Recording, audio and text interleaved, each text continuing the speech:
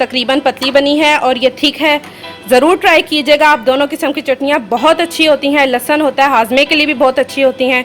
अस्सलाम वालेकुम, उम्मीद है आप सब खैरियत से होंगे। आज हम बनाने जा रहे हैं लहसुन की चटनी, गार्लिक सॉस, लिक्विड फॉर्म में भी और पेस्ट फॉर्म में भी।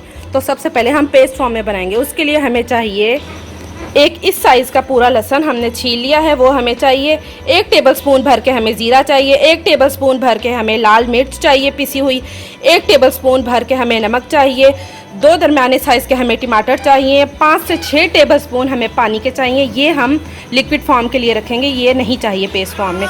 इन सारी चीज़ों को हम जग ब्लेंडर में डाल के अच्छे से ब्लेंड कर लेंगे, पानी वगैरह मिक्स करके। उसके बाद आपको दिखाते हैं। चटनी को हमने अच्छे से ब्लेंड करके रेडी कर लिया है। इसकी ऐसी थिक सी पेस्ट तैयार हुई है। अब इसी में से हम थोड़े से टेबलस्पून्स लेके लिक्विड फॉर्म में तैयार करेंगे। बहुत ही मज़े की ये चटनी होती है।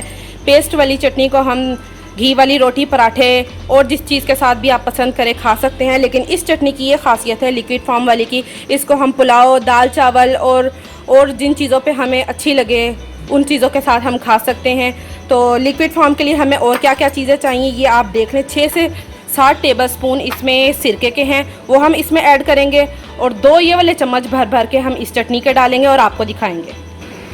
इसको भी हमने सिरका डाल के अच्छे से रेडी कर लिया है। ये देखें, ये इतनी तकरीबन पतली बनी है और ये थिक है। ज़रूर ट्राई कीजिएगा आप। दोनों किस्म की चटनियाँ बहुत अच्छी होती हैं। लहसुन होता है, हाजमे के लिए भी बहुत अच्छी होती हैं। तो ज़रूर ट्राई कीजिएगा। और वीडियो पसंद आने पर लाइक, शेयर और सब्सक्राइब करना ना भूलिएगा। Thank you. अल्लाह हाफिज़।